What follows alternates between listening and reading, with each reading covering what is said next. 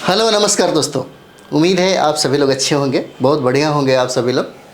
तो जैसा कि हम लोग बिहार स्पेशल का सीरीज कर रहे थे, आज हम लोग बिहार स्पेशल में बहुत इम्पॉर्टेंट रहेगा हमारा ये सेशन।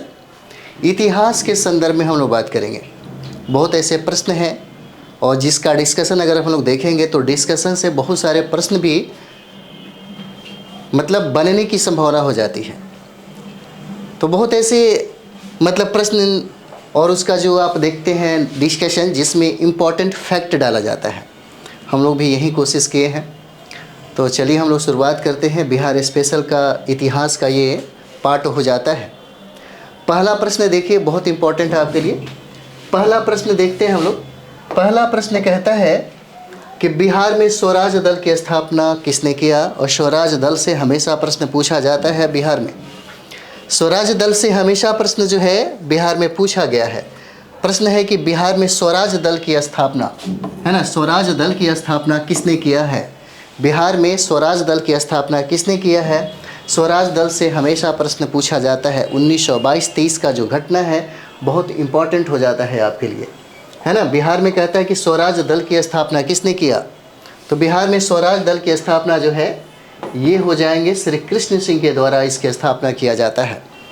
श्री कृष्ण सिंह के द्वारा इसकी स्थापना किया जाता है। कुछ डिस्कशन आप देख सकते हैं यहाँ पे। देखिए, श्री कृष्ण सिंह ने बिहार में स्वराज दल की एक ब्रांच खोली थी, है ना। स्वराज दल की एक शाखा की स्थापना की थी श्री कृष्ण सिंह ने। और श्री कृष्ण सिंह बिहार के प्रथम मुख्यमंत्री हैं, प्रथम सीएम कहे, है ना। पहले प्रांत के प्रांतपति को प्राइम मिनिस्टर कहा जाता था। तो श्री कृष्ण सिंह जो है ये बिहार के पहला मुख्यमंत्री हैं। यह भी बहुत बार सवाल पूछा गया है। उसके बाद इन्होंने बिहार में ही प्रश्न को बहुत अच्छे तरीके से समझिए फिर बन जाएगा। श्री कृष्ण सिंह ने बिहार में स्वराज दल की एक ब्रांच, एक शाखा खोली थी इन्होंने। और बिहार में इसका जो गठन है, बिहार में इसका गठन फरवरी 1923 में हुआ था। फरवरी 1923 में इसका गठन हुआ, जिसका ब्रांच बिहार में खोला गया। और इसकी स्थापना बिहार के प्रथम मुख्यमंत्री श्री कृष्ण सिंह हैं, जिन्होंने इसकी ब्रांच, इसकी शाखा बिहार में खोली। और यह फरवरी 1923 में इसका गठन हुआ। श्री नारायण प्रसाद इसके पूछा जा सकता है, बहुत इम्पोर्टेंट है यह। श्री नारायण प्रसाद इसके प्रथम अध्यक्ष बने। श्री नारायण प्रसाद ये स्वराज जो दल बिहार में जिसका गठन हुआ, इसके प्रथम अध्यक्ष जो हैं श्री नारायण प्रसाद को बनाया गया। और अब्दुल बारी इसके सचिव बने, जो बहुत ही इम्पोर्टेंट है आपके लिए।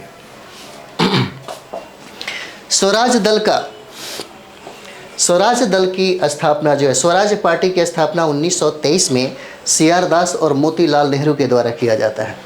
लेकिन यहाँ पे बिहार में स्वराज दल की एक ब्रांच खोली जाती है बिहार में, जिसकी स्थापना श्री कृष्ण सिंह के द्वारा किया जाता है। और इसके प्रथम अध्यक्ष जो हैं श्री नारायण प्रसाद को बनाया जाता है और अब्दुल बारी इसके सचिव बनते हैं। पार्टी ने नवंबर 1923 में, बहुत इंपॉर्टेंट है ये सब चीज़ें, पार्टी ने नवंबर 1923 में हुए विधानसभा चुनाव में भाग लिया। और विधानसभा में 8 सीटें और विधान परिषद में 10 सीटें इन्होंने जीता इस पार्टी ने। कब?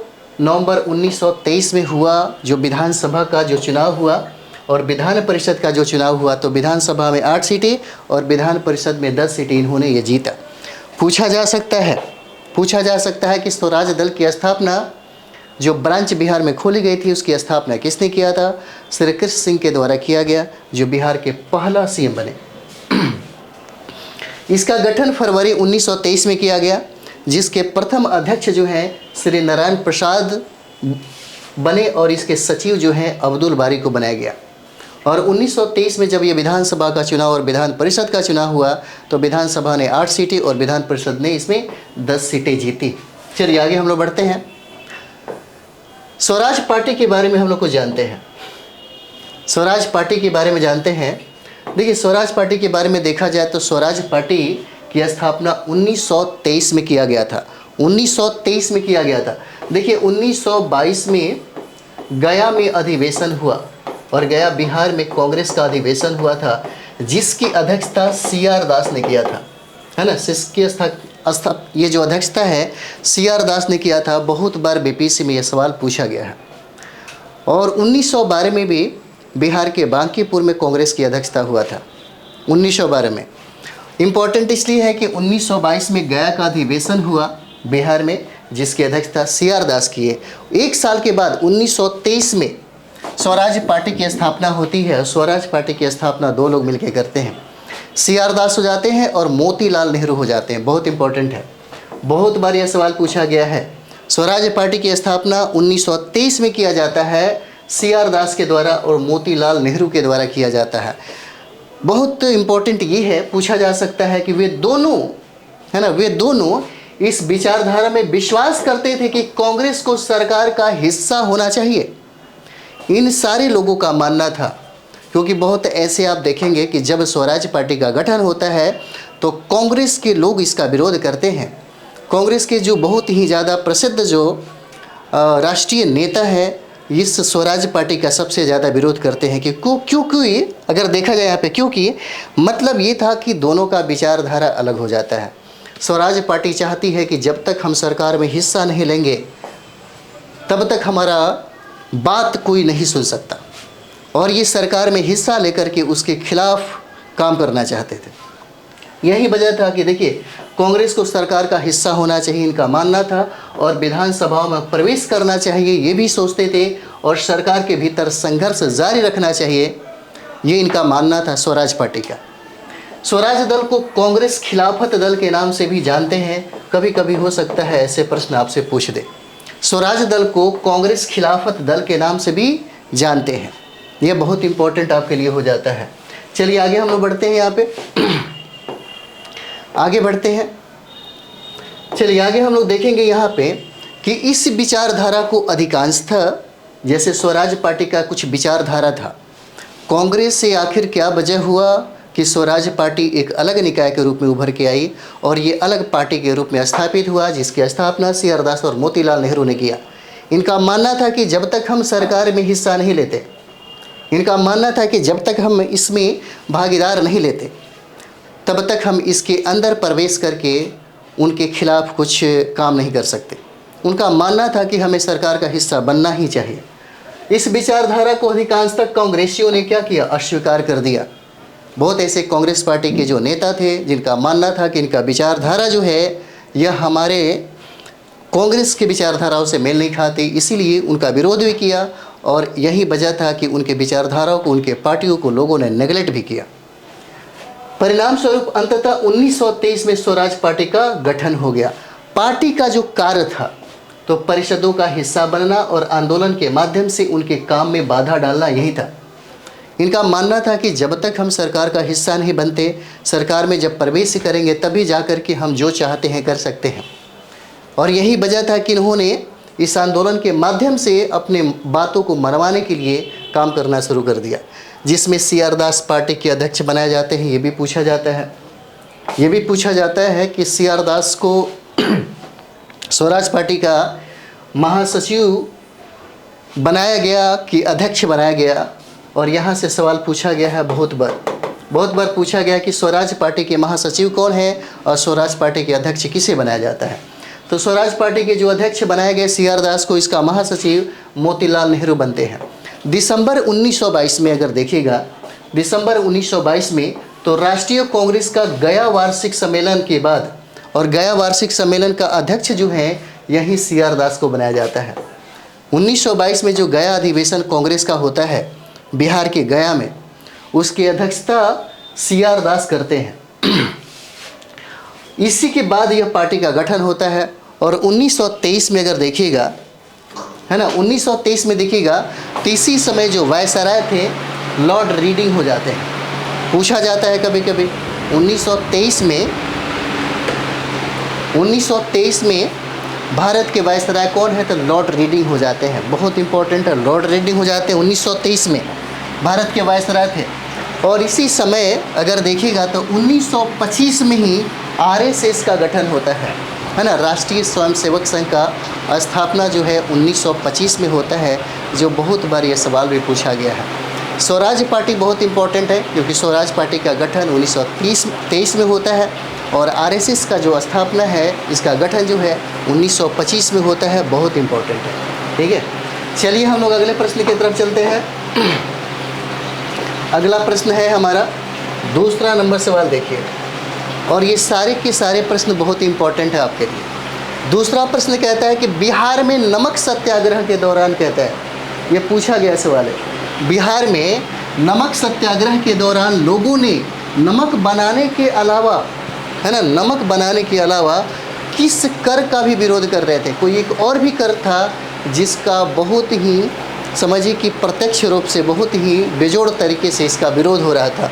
वो कौन सा इसमें कर था, यही सवाल पूछता है।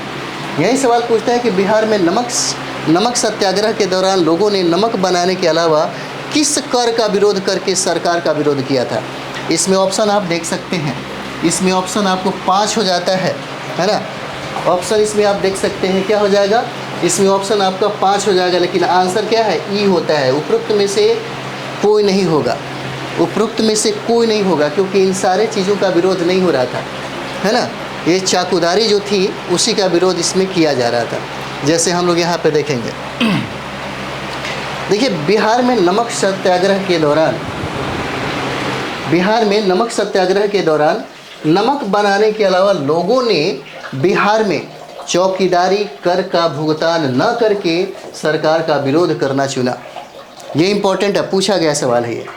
इसका विरोध जो था आप देख सकते हैं, चौकीदारी कर का भुगतान न करना, ये विरोध किया जा रहा था इसमें।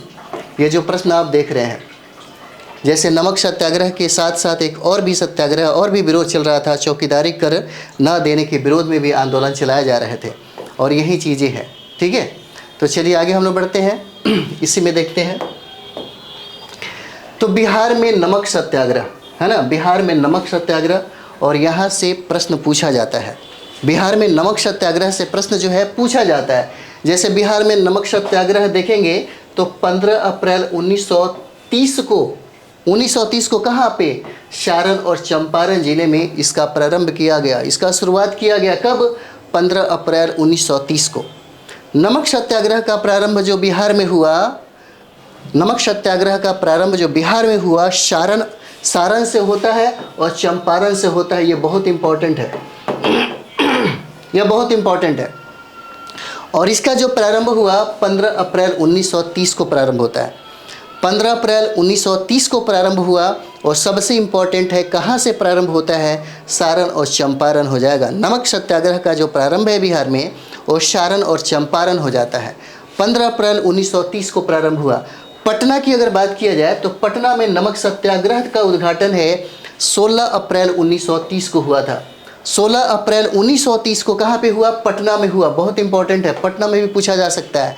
सबसे इम्पॉर्टेंट है कि कहाँ प्रारंभ हुआ बिहार में, तो ये सारण और चंपारण हो जाएगा, बहुत इंपॉर्टेंट है। और ये 15 अप्रैल 1930 को होता है, और पटना में एक दिन बाद होता है 16 अप्रैल 1930 को, जब स्वयंसेवक पटना शहर में मंगल टैंक के पास नशाखा पिंड के पास पहुँचे। देखिए, नशाखा पिंड जो है इसी के लिए बहुत ही ज़्यादा प्रसिद्ध है, जो केंद्र बिंदु रहा है, इसलिए प्रश्न भी पूछा जाता है आपसे। जिसे नमक निर्माण द्वारा नमक कानूनों के उल्लंघन के स्थान के रूप में चुना गया था, है ना। किसको, तो यही नखास पिंड को, जो इम्पोर्टेंट है, पूछा भी जाता है कि केंद्र बिंदु बताइए कौन हो जाएगा। चलिए आगे हम लोग देखेंगे इसी में। 1930 में देखिएगा, सबीना अवज्ञा के राष्ट्रीय आह्वान की प्रतिक्रिया के रूप में बिहपुर, है ना, बिहपुर के लोगों ने, जो भागलपुर में है, एक सत्याग्रह शुरू किया, जिसमें नमक का निर्माण और शराब और दवा की दुकानों पर धरना देना शामिल था। 1930 में ये हो रहा था। एक तो नमक सत्याग्रह तोड़ने के विरोध में भी काम हो रही थी, दूसरी अगर यहाँ पे देखेंगे तो बहुत सारे ऐसे लोग थे जो सरकारी, यानी कि कह सकते हैं ब्रिटिश हुकूमत की अवज्ञा के खिलाफ, यानी कि उसके विरोध के खिलाफ ये धरना भी दे रहे थे। उनका ये मानना था कि बिहार में शराब की दुकानें बंद होनी चाहिए, ठीक है, और इसके विरोध में भी वो लोग विरोध कर रहे थे। ठीक है, नेक्स्ट हम लोग देखेंगे मुंगेर जिले में। कभी कभी क्या होता है कि कभी छोटे छोटे जैसा डिस्ट्रिक्ट हो जाए, जो डिस्ट्रिक्ट फेमस रहता है, या डिस्ट्रिक्ट से भी बहुत सारे प्रश्न बनाए जाते हैं, क्योंकि जो केंद्र बिंदु में होता है। और कभी कभी आप देखते हैं कि कभी डिस्ट्रिक्ट से बहुत सारे सवाल पूछने की संभावना बन जाती है और पूछा भी जाता है, इंपॉर्टेंट होता है। तो यहाँ पे देखेंगे मुंगेर जिले में प्रांतीय कांग्रेस कमेटी के तत्कालीन जो सचिव हैं, है ना, कहाँ की, तो मुंगेर के। डिस्ट्रिक्ट ज़रूर याद रखिएगा, बहुत VVI है। मुंगेर जिले में जो प्रांतीय कांग्रेस कमेटी की जो तत्कालीन सचिव जो हैं श्री कृष्ण सिंह और नंद कुमार सिन्हा ने कांग्रेस की गतिविधियों का नेतृत्व किया था। कहाँ से? मुंगेर से। पूछा जा सकता है कि मुंगेर से नेतृत्व किसने किया था, तो श्री कृष्ण सिंह जो सचिव थे और इसी समय नंद कुमार सिन्हा, ये दोनों लोगों ने मुंगेर में प्रांतीय कांग्रेस कमेटी का नेतृत्व भी किया था। अगला यहाँ पे देखिए, छपरा जेल के कैदियों ने विदेशी कपड़े पहनने से इनकार कर दिया और स्वदेशी कपड़े मिलने तक नग्न हड़ताल कर दी। इसलिए कभी कभी पूछा भी जाता है कि नंगा आंदोलन कहाँ शुरू हुआ था। लोगों ने नंगा रहना शुरू कर दिया और ये प्रारंभ होता है छपरा जेल से। छपरा जेल में लोगों का मानना था कि हम विदेशी कपड़े नहीं पहनेंगे और इसीलिए सारे कपड़े लोग निकाल के फेंक दिए। उसके बाद वो चाहते थे कि अपना जो बनाया हुआ कपड़ा है, स्वदेशी जो कपड़ा है, उसी को पहना जाए। इसीलिए वो सारे कपड़े निकालने के वजह से इस आंदोलन को हम लोग नंगा हड़ताल या नंगा आंदोलन भी कहते हैं। और पूछा गया सवाल है तो कहाँ पे शुरू हुआ, तो ये छपरा जेल में हो जाता है ना। छपरा जेल के कैदियों के द्वारा प्रारंभ होता है। 30 जून 1930 को कांग्रेस को एक अवैध संगठन घोषित कर दिया गया। यह भी हो सकता है, कभी कभी आपसे पूछा जा सकता है कब किया गया। कांग्रेस को एक अवैध संगठन घोषित कर दिया जाता है 30 जून 1930 को, है ना। 30 जून 1930 को कांग्रेस को एक अवैध संगठन का करार दे दिया जाता है। ये बहुत इंपॉर्टेंट है, पूछा भी जा सकता है आपसे कि कांग्रेस को कब अवैध संगठन घोषित कर दिया गया। 1930 को होता है, 30 जून 1930 को कांग्रेस को एक अवैध संगठन के रूप में करार दिया जाता है। यह जो संगठन है अवैध संगठन है, इसका कोई वैधानिक इतिहास नहीं है, कोई वैधानिक संस्था नहीं है। इसलिए इसको क्या कर दिया गवर्नमेंट सरकार, उस समय ब्रिटिश हुकूमत के द्वारा इसको अवैध करार कर दिया गया। कब, ये बहुत इंपॉर्टेंट है। यह 1930 को हुआ और उसी समय सविनय अवज्ञा आंदोलन भी चलाई जा रही थी और उसी समय नमक आंदोलन भी चलाया जा रहा था। ठीक है, चलिए आगे हम लोग देखते हैं। इसी में हम लोग देखते हैं अभी यहाँ पे देखते हैं 12 मार्च 1930 को जो पूछा जाता है ना, नमक सत्याग्रह की शुरुआत की अगर बारे में हम लोग बात करें तो 12 मार्च 1930 को महात्मा गांधी ने साबरमती आश्रम से इस सत्याग्रह की शुरुआत की थी। बहुत बार पूछा गया है यह प्रश्न जो है, आपसे बहुत बार पूछा गया है। पूछा जा सकता है कि महात्मा गांधी के द्वारा इस नमक सत्याग्रह का प्रारंभ कहाँ से किया गया, कब किया गया, तो 12 मार्च 1930 को होता है। साबरमती आश्रम से ये प्रारंभ करते हैं। ठीक है, कब, 12 मार्च 1930 को प्रारंभ करते हैं। 12 मार्च 1930 को कहाँ से प्रारंभ करते हैं, तो साबरमती आश्रम से इस सत्याग्रह की प्रारंभ होता है, शुरुआत होता है। साबरमती आश्रम से क्या करते हैं, इसकी शुरुआत करते हैं। महात्मा गांधी के द्वारा इसकी शुरुआत होती है 12 मार्च 1930 को, है ना। 12 मार्च 1930 को होता है और यह यात्रा साबरमती आश्रम से 240 किलोमीटर दूर, ठीक है, कितना, साबरमती आश्रम से 240 किलोमीटर दूर गुजरात के दांडी नामक तटीय कस्बे में पहुंचकर समाप्त होनी थी और हो जाती है। यहाँ पे देखेंगे 6 अप्रैल 1930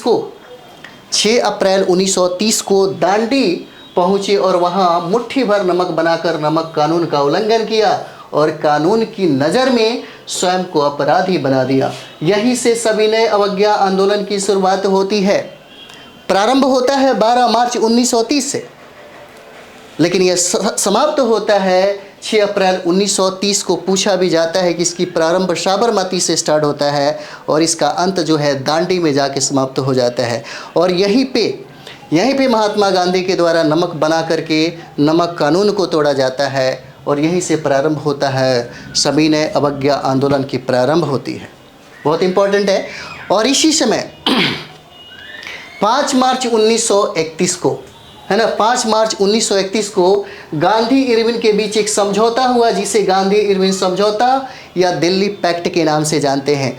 1931 तक आप देखते हैं कि महात्मा गांधी का जो कद है, राष्ट्रीय आंदोलन में, और इनका कद है, अगर आप देखेंगे तो कांग्रेस में जो आप कद देख रहे हैं और ख़ास करके ब्रिटिश हुकूमत के सामने जो इनका एक वैल्यू देख रहे होते हैं, यहाँ पे आते आते दोनों लोग बराबर दिखते हैं। जो हमेशा अनुनय विनय का काम किया करता था, जो हमेशा उनकी कद से हमेशा इनकी निम्न कद दिखाई जाती थी, 5 मार्च 1931 तक आते आते दोनों एक ही टेबल पे बराबरी में बैठ जाते हैं। ये बहुत बड़ी बात है राष्ट्रीय आंदोलन में महात्मा गांधी के लिए, ठीक है। और ये हो जाता है गांधी इरविन समझौता, 5 मार्च 1931 को होता है, बहुत इंपॉर्टेंट है। महात्मा गांधी और इरविन के बीच यह समझौता होता है। यही वजह है कि इसे हम लोग गांधी इरविन समझौते के नाम से भी जानते हैं और इसको हम लोग दिल्ली पैक्ट के भी नाम से जानते हैं, ठीक है। इस समझौते के तहत समुद्र के किनारे बसे लोगों को नमक बनाने, उसे एकत्रित करने की छूट दिए जाने की मांग को स्वीकार कर लिया गया, है ना। कहा जाता है कि समझौते के द्वारा जो समुद्री तट के किनारे रहने वाले जो लोग थे, उनको अब नमक बनाने की क्या कर दिया गया, छूट दे दिया गया, अब उनको मान्यता दे दिया गया। चलिए आगे हम लोग बढ़ते हैं। अगला प्रश्न हम लोग देखेंगे। अगला प्रश्न देखिए, कहता है यहाँ पे 3रा नंबर सवाल देखिए, कहता है कि श्री कृष्ण सिंह द्वारा गठित बिहार के निर्वाचित सरकार ने फरवरी 1938 में किस कारण से इस्तीफा दे दिया, है ना, किस कारण से इस्तीफा दे दिया।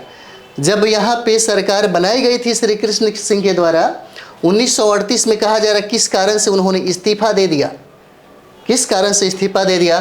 तो देखिए यहाँ पे इसका आंसर बी हो जाएगा, राजनीतिक कैदियों के रिहाई के लिए इन्होंने यह इस्तीफा दे दिया 1938 में। श्री कृष्ण सिंह बिहार के प्रथम मुख्यमंत्री हैं। जब इनकी गवर्नमेंट बनी थी, जब इनकी सरकार बनी थी, तब कुछ ही दिनों के बाद इन्होंने त्याग पत्र दे दिया, इस्तीफा दे दिया। पूछा जा रहा है कि किस कारण से इन्होंने इस्तीफा दिया, है ना, किस कारण से इन्होंने इस्तीफा दे दिया। तो देखिए राजनीतिक कैदियों की रिहाई के लिए इन्होंने क्या किया था, इन्होंने इस्तीफा दे दिया था। यहाँ पे देखते हैं श्री कृष्ण सिंह द्वारा गठित, है ना, श्री कृष्ण सिंह द्वारा गठित बिहार के निर्वाचित सरकार ने राजनीतिक बंदियों की रिहाई के लिए फरवरी 1938 में क्या कर दिया, इस्तीफा दे दिया। 1938 में उनका मानना था कि इसका रिहाई की जो बातें थी, जिसके वजह से उनको देना जरूरी हो गया था। यहाँ पे देखेंगे बिहार में मुख्य सचिव जो हैं, जिसका नाम श्री ब्रेट है, ब्रेट हो जाता है, ये भी हो सकता है कभी कभी आपसे पूछ दे। उस समय बिहार के मुख्य सचिव कौन थे, श्री ब्रेट थे, के द्वारा जारी एक परिपत्र पर मंत्रालय ने कड़ी नाराजगी जताई और उन्हें वापस लेना पड़ा, है ना। क्या किया गया, उनको वापस लेना पड़ा। और उस समय बिहार के जो मुख्य सचिव थे, जिनका नाम था श्री ब्रेट, जब गवर्नर ने राजनीतिक कैदियों के रिहा करने से इनकार कर दिया तो मंत्रालय ने इस्तीफा दे दिया, ठीक है। यहाँ पे देखिए कितनी अच्छी बात है, जब गवर्नर ने राजनीतिक कैदियों को रिहा करने से इनकार कर दिया।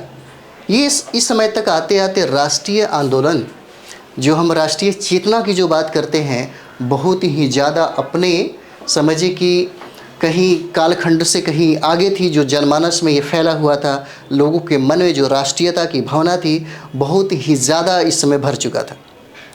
और जो राष्ट्रीय नेता थे श्री कृष्ण सिंह के द्वारा अगर बात किया जाए, तो श्री कृष्ण सिंह का मानना था कि जो भी कैदी यानी कि बंदी बनाया गया है, उनको जल्दी से जल्दी रिहा कर दिया जाए।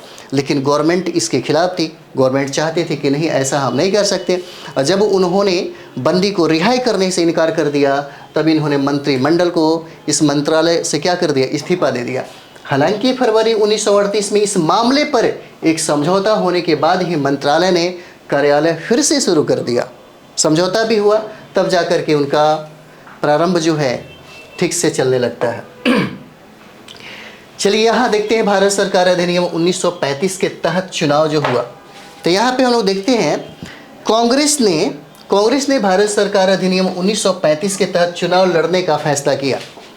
ये भारत शासन सरकार जो अधिनियम आई थी 1935, इसी के तहत जो चुनाव हुआ था भारत में, तब कांग्रेस ने भारत सरकार अधिनियम 35 के तहत चुनाव लड़ने का फैसला किया। और बिहार में विधानसभा के चुनाव 22 से 27 जनवरी 1937 के बीच में हुआ था।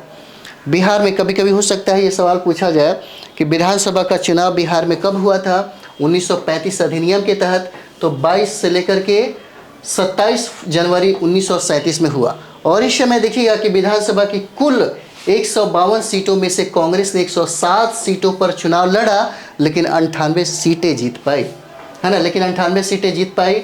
और ये बहुत इंपॉर्टेंट है, कुल विधानसभा की सीटें 152 थी और कांग्रेस इस पे 107 सीट पे लड़ती है और मात्र 98 सीटें जो है जीत पाती है। आपके लिए बहुत इंपॉर्टेंट है, पूछा जा सकता है, यह सवाल जो है पूछा जा सकता है, इंपॉर्टेंट है। परिणाम स्वरूप हम लोग यहाँ पे देखते हैं कि 20 जुलाई 1937 को, है ना, 20 जुलाई 1937 को श्री कृष्ण सिंह के प्रधानमंत्री के रूप में कांग्रेस मंत्रालय का गठन किया जाता है। 20 जुलाई 1937 को, उस समय प्रांतपति को बिहार में प्रधानमंत्री कहा जाता था, इसीलिए यहाँ पे दिया है प्रधानमंत्री के रूप में कांग्रेस मंत्रालय का गठन किया गया। ठीक है, और यहाँ देखिए रामदयालु सिंह स्पीकर बनाए जाते हैं उस समय, जब 1937 में चुनाव लड़ने जीतने के बाद जब कांग्रेस की सरकार बनती है, इस समय श्री कृष्ण सिंह के नेतृत्व में, तो स्पीकर रामदयालु सिंह बनते हैं, है ना, रामदयालु सिंह बनते हैं स्पीकर। और इसी समय अब्दुल बारी को डिप्टी स्पीकर बनाया जाता है, इसी समय अब्दुल बारी को डिप्टी स्पीकर बनाया जाता है। और इस समय स्पीकर जो है रामदयालु सिंह बनते हैं और मुख्यमंत्री के रूप में श्री कृष्ण सिंह को बनाया जाता है। अन्य मंत्री की बात किया जाए तो अनुग्रह नारायण सिन्हा और सैयद महमूद और जगलाल चौधरी थे। बलदेव सहाय को महाधिवक्ता के रूप में नियुक्त किया जाता है। यह प्रश्न बहुत बार पूछा गया है, यह प्रश्न जो है बहुत बार पूछा गया है, पूछा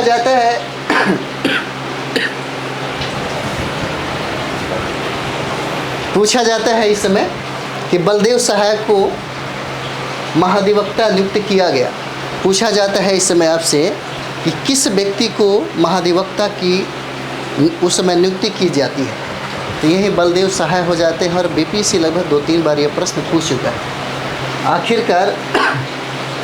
आखिरकार 31 अक्टूबर 1939 को बिहार मंत्रिमंडल ने अपना इस्तीफा दे दिया।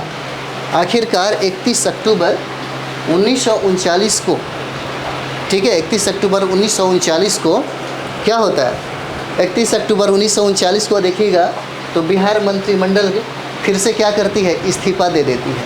ठीक है, और यह भी प्रश्न पूछा गया है दोबारा। चलिए यहाँ देखते हैं जो बीपीएससी में ये प्रश्न पूछा गया था। जब अमृत महोत्सव मनाई जा रही थी तो पेपर में बहुत बार यह जिक्र किया जा रहा था बत्तख मियाँ के बारे में, और यही सवाल पूछ दिया बीपीएससी के द्वारा, है ना, यही सवाल बीपीएससी के द्वारा पूछ दिया गया। प्रश्न देखिए, कहता है यहाँ पे कि चंपारण सत्याग्रह के दौरान जो 1917 में हुआ था, है ना, 1917 में महात्मा गांधी चंपारण गए थे और इसी घटना को हम लोग चंपारण सत्याग्रह के नाम से जानते हैं। 1917 में चंपारण सत्याग्रह के दौरान बिहार में गांधी जी की जान किसने बचाई थी, है ना, गांधी जी की जान किसने बचाई थी, यही प्रश्न है। कहता है कि चंपारण सत्याग्रह के दौरान बिहार में गांधी जी की जान जो है ना, किसने बचाई थी, तो ये आंसर हो जाएगा बत्तख मियाँ हो जाएंगे, बत्तख मियाँ हो जाते हैं। इन्हीं को ब्रिटिश हुकूमत के द्वारा एक षड्यंत्र, एक साजिश किया जाता है और ये रसोइया होते हैं। उस समय उनको कहा जाता है कि आप एक दूध उनको दीजिए जो जहरीला दूध हो, लेकिन बात यह है कि इस साजिश और इस षड्यंत्र का खुलासा हो जाता है महात्मा गांधी के सामने, और महात्मा गांधी की जान जो अंग्रेजी हुकूमत चाहती थी कि ले लिया जाए, बत्तख मियाँ की वजह से बहुत बड़ा समझिए कि काम होता है, बहुत बड़ा कह सकते हैं कि ये राष्ट्रीय मूवमेंट का एक ऐसा, मतलब इनका भी इतिहास में बहुत बेहतर जिक्र होना चाहिए था, इन्होंने बहुत बड़ी काम की। चलिए आगे हम लोग इसी में देखेंगे। यहाँ पे देखिए, कहता है कि चंपारण सत्याग्रह के दौरान बत्तख मियाँ ने बिहार में गांधी जी की जान बचाई थी। वह एक रसोइया थे और यह मोतिहारी जिला, पूर्वी चंपारण का जो जिला है, मोतिहारी जिला के निवासी थे, है ना। वह एक रसोइया था और बिहार के मोतिहारी का रहने वाला था, ये जिसका नाम था बत्तख मियाँ। यह प्रश्न बीपीएससी लगभग 2-3 बार पूछ ही चुका है। चंपारण के स्वतंत्रता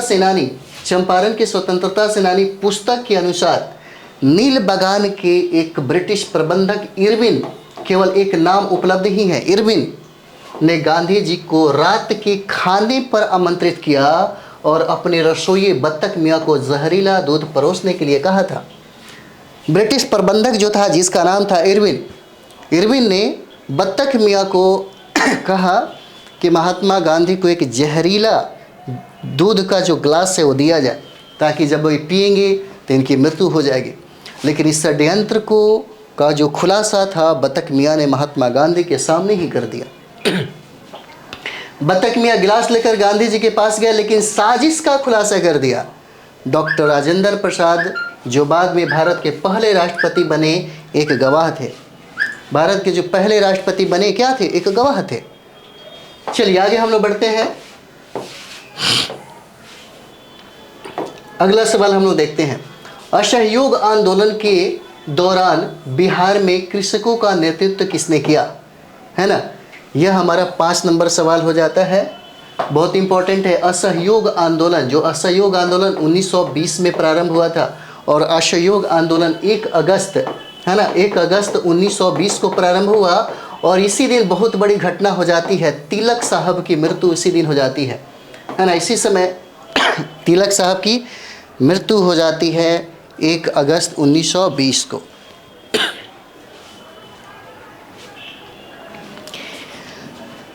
एक अगस्त 1920 को इनकी मृत्यु हो जाती है इसी समय। चलिए देखते हैं हम लोग, असहयोग आंदोलन के दौरान बिहार में कृषकों का नेतृत्व किसने किया था? तो ये हो जाएंगे आपके ए आंसर हो जाएगा, 5 का आंसर ए हो जाता है। स्वामी विद्यानंद के द्वारा इसका नेतृत्व किया जाता है। स्वामी विद्यानंद के द्वारा क्या है, इसका नेतृत्व किया जाता है। चलिए यहाँ पे देखते हैं, असहयोग आंदोलन के दौरान की अगर बात करें तो स्वामी विद्यानंद ने बिहार में कृषकों का नेतृत्व किया, पूछा गया सवाल है ये। और 1919 से लेकर के 1920 में, है ना, 1919 से लेकर के 1920 में किसान कार्यकर्ता स्वामी विद्यानंद ने एक विरोध आंदोलन का नेतृत्व किया था। कब? 1919 से लेकर के 1920 के बीच में एक विरोध स्वरूप की अगर बात किया जाए तो किसान कार्यकर्ता थे जिनका नाम था स्वामी विद्यानंद, और बहुत ही पुरजोर तरीके से इन्होंने विरोध किया, जिसे बिहार में गंगा के उत्तर में स्थित क्षेत्र के लोगों के बीच व्यापक समर्थन मिला। जैसे उत्तर बिहार के जैसे गंगा बिहार को 2 भागों में बांटती है, एक हो जाता है उत्तर बिहार और नीचे जब आएंगे तो हो जाएगा दक्षिण बिहार। और यही कहता है कि बिहार में गंगा के उत्तर में स्थित क्षेत्र के लोगों ने इस विरोध का सबसे ज़्यादा समर्थन किया।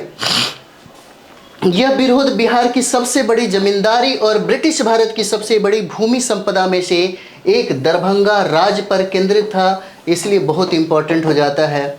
यह दरभंगा राज पर केंद्रित था जिसका विरोध करना ही बहुत बड़ी बात थी, और इस विरोध स्वामी विद्यानंद के द्वारा किया जाता है और ये बहुत इंपॉर्टेंट आपके लिए हो जाता है ना, बहुत इंपॉर्टेंट हो जाता है। चलिए और देखते हैं हम लोग।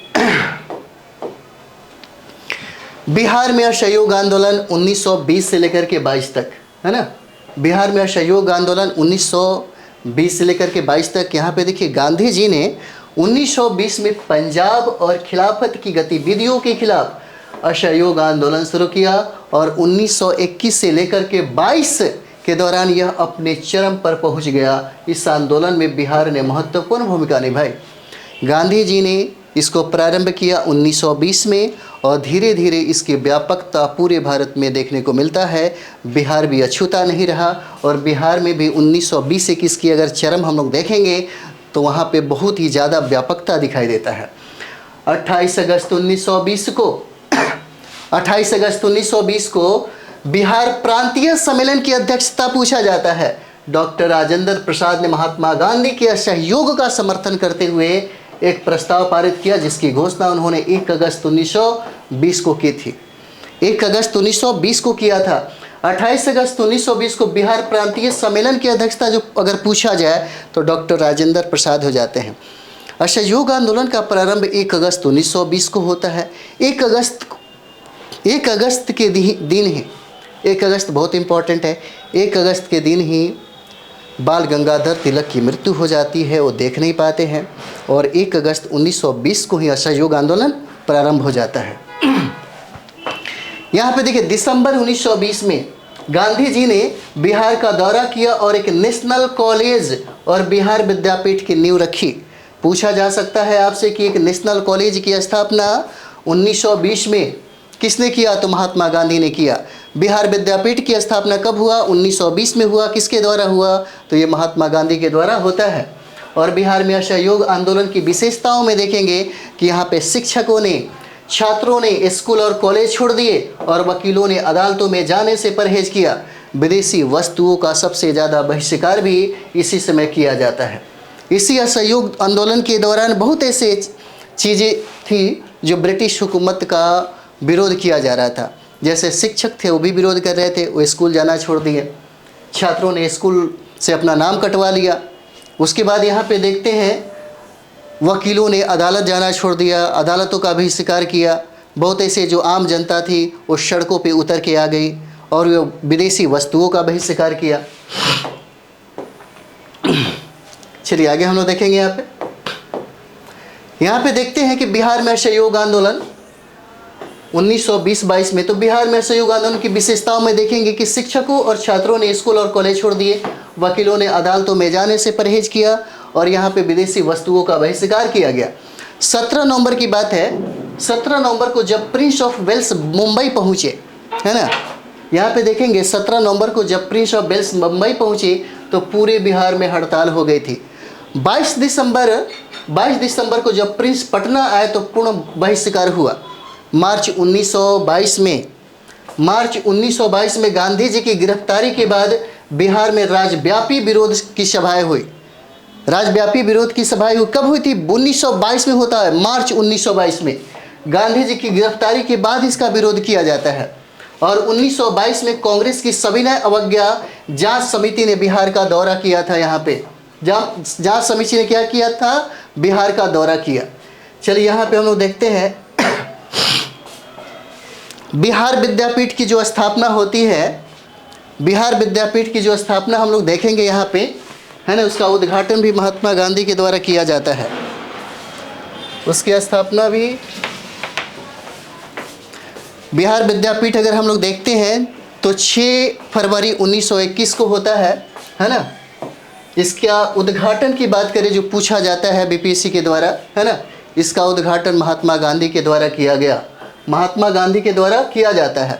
बिहार विद्यापीठ देखिए 1920 में जब असहयोग आंदोलन प्रारंभ हो गया था तो बिहार में बहुत सारे जो छात्र थे स्वेच्छा से स्कूल जाना छोड़ दिए, अपना नाम कटवा दिया। उसके बाद जो शिक्षक थे, शिक्षक भी बहुत ज़्यादा सहयोग दे रहे थे असहयोग आंदोलन में। 1 अगस्त 1920 को यह प्रारंभ हुआ। उसी समय तिलक की मृत्यु हो जाती है और इसी समय छात्र मांग कर रहे थे कि हमको ऐसा कोई स्वदेशी मतलब एक विद्यालय है जिसमें हम नाम अपना लिखवा सके।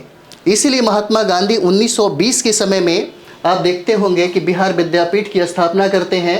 6 फरवरी 1921 को पूछा जाता है, जिसका उद्घाटन महात्मा गांधी के द्वारा किया जाता है। यहाँ पे देखिए मौलाना मजहरुल हक जो है और एक ब्रजकिशोर प्रसाद है, इसको यहाँ पे चांसलर बनाया जाता है। और ये ब्रजकिशोर प्रसाद है, इनको वाइस चांसलर बनाया गया, इनको वाइस चांसलर बनाया जाता है।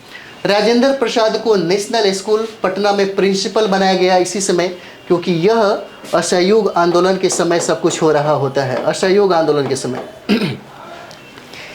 गेट बंद करिए, है ना। राजेंद्र प्रसाद को नेशनल स्कूल जो पटना में प्रिंसिपल बनाई जाती है इसी समय।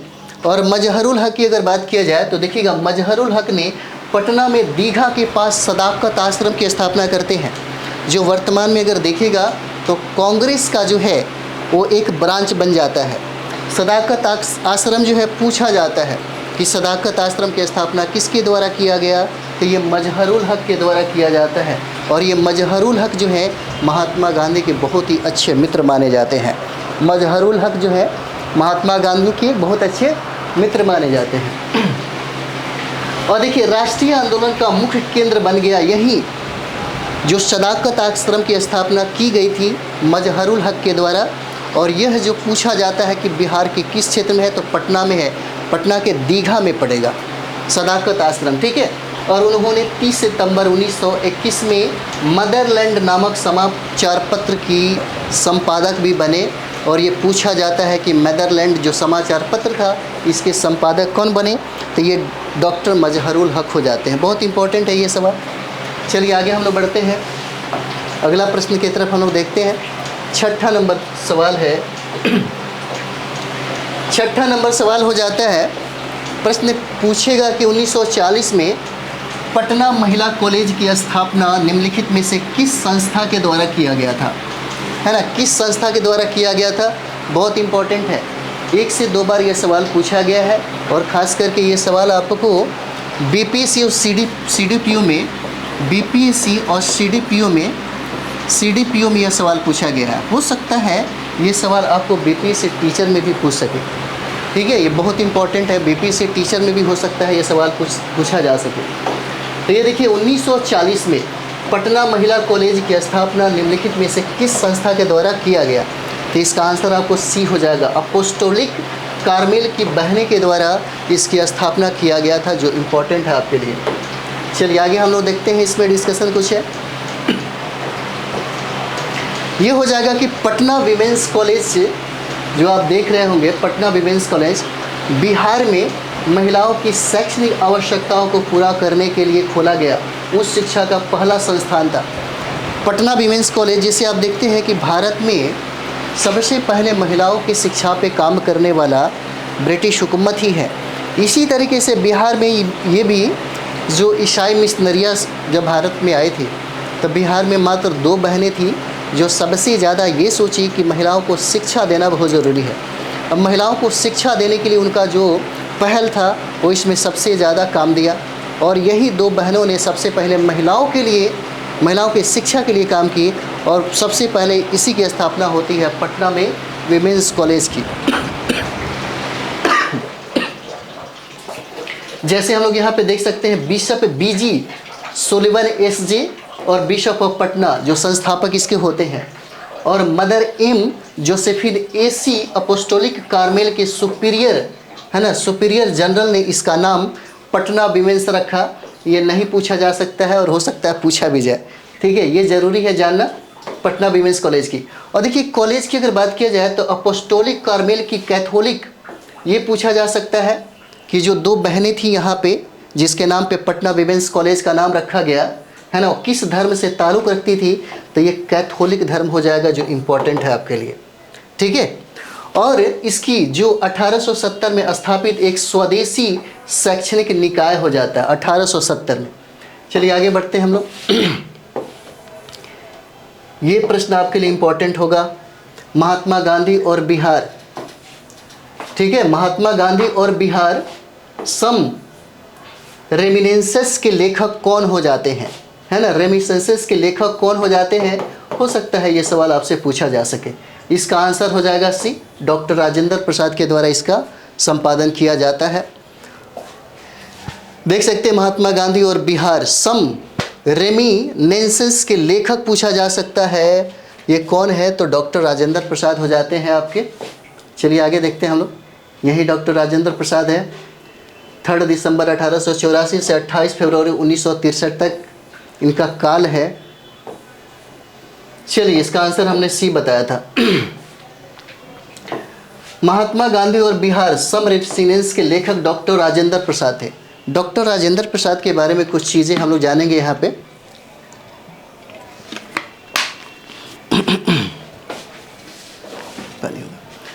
डॉक्टर राजेंद्र प्रसाद का जन्म बिहार के जीरादेई में होता है, बिहार के जीरादेई में होता है, और जीरादेई सिवान में है ना, सिवान जिले के एक छोटा सा गांव है जहाँ पे इनका जन्म होता है।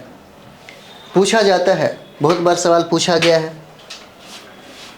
बहुत बार यह सवाल पूछा गया है कि डॉक्टर राजेंद्र प्रसाद का जन्म कहाँ हुआ, तो बिहार के सिवान जिले के जीरादेई में इनका जन्म होता है। वह भारतीय गणराज्य के पहले राष्ट्रपति बने, पहले के प्रश्नों में ये सवाल बहुत बार पूछा जाता था, अब नहीं पूछता है। 26 जनवरी 1950 से लेकर के 13 मई 1962 तक ये रहे प्रेसिडेंट ऑफ इंडिया, और 11 दिसंबर 1946 को ये संविधान सभा के अध्यक्ष बनाए जाते हैं। सच्चिदानंद सिन्हा जो हैं उनको सबसे पहले बनाई जाती हैं और ये बाद में अस्थायी अध्यक्ष हो जाते हैं। उन्हें 1962 में भारत का सर्वोच्च नागरिक सम्मान दिया जाता है, ये इंपॉर्टेंट है, जिसको हम लोग भारत रत्न बोलते हैं। ये हो सकता है ये भी सवाल पूछा जा सके। भारत रत्न से सम्मानित राजेंद्र प्रसाद को कब किया गया?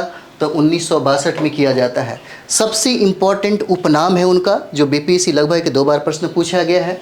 राजेंद्र प्रसाद को हम लोग देश रत्न के भी नाम से जानते हैं, संबोधित करते हैं, और उनको अजात शत्रु कहते हैं। और अजात शत्रु बहुत इंपॉर्टेंट है, और उत्तर प्रदेश के पीसीएस में भी ये सवाल पूछा गया है। किस व्यक्ति को हम लोग अजात शत्रु कहते हैं, किस व्यक्ति को हम लोग देश रत्न के नाम से जानते हैं? तो ये डॉक्टर राजेंद्र प्रसाद हो जाते हैं अजात शत्रु। कितने परसेंट है? 5%। चलिए नेक्स्ट वीडियो में हम लोग यहाँ से करते हैं। बैटरी थोड़ा सा कम हो गया है ना।